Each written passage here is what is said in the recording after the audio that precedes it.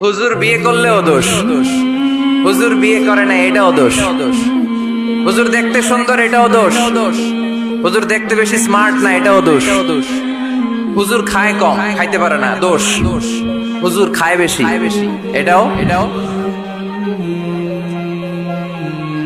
অনেকে বলে হুজুর আপনি বেশি ইংরেজি বলেন এটা আপনার দোষ। আবার আমেরিকায় যারা থাকে তারা বলে হুজুর আরেকটু যদি ইংরেজি বাড়ায় বলতেন আমাদের ছেলে মেয়েরা বেশি বুঝতে পারতো, আপনি যে কম বলেন এটা আপনার দোষ। ভেজাল আছে না নাই?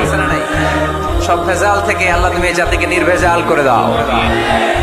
আর অল্প কয়েক মিনিট ডিস্টার্ব করো না। তো আল্লাহ তিন ভাবে আমাদের দোয়া কবুল করে। পদ্ধতি নাম্বার 1, চাওয়া মাত্রই দিয়ে দেয়, বলে হ্যাঁ দিব তো দিয়ে দেয়, আমরা খুশি। পদ্ধতি নাম্বার 2, আমরা চাই আল্লাহ এটা দাও, আল্লাহ তখনও বলে ইয়েস দেব, কারণ না বলে ফিরিয়ে দিতে আল্লাহ জানেন দেব, তবে সাথে সাথে দেন না, লেটার অন, দেরি করে। কখন দিলে আমার জন্য ভালো, এটা আমার চেয়েও ভালো জানে কে, দেরি করে দেয়। পদ্ধতি নাম্বার 3, আমি চাইলাম আল্লাহ এটা দাও, আল্লাহ বলে ইয়েস দেব, সাথে সাথে দেয় না, দেরি করেও দেয় না। এটা কিয়ামতের ময়দানের জন্য তিনি রেখে দেয়, যাতে ওই দিন বিপদের কালে এই দোয়ার বদৌলতে তিনি আমাদেরকে বাঁচিয়ে দিতে পারে। তাহলে যে এত এত দোয়া করি লাভ আছে না নাই?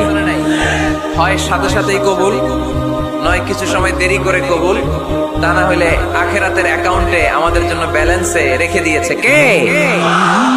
এজন্য আজকের এই ফরিদপুরের মাহফিল তখনই সার্থক হবে যখন আমরা এই সিদ্ধান্ত নিতে পারবো যে আমরা চাইবো একজনের কাছে তিনি কে, এবং চাইবো চাওয়ার মতো। যেহেতু এটা একটা শিল্প, আর্ট, এটাকে আত্মস্থ করতে হয়। চাওয়ার মতো চাইলে এটা কখনো মিস হয় না। এজন্য আমরা মন প্রাণ উজাড় করে আল্লাহ তাআলার কাছে চাইবো।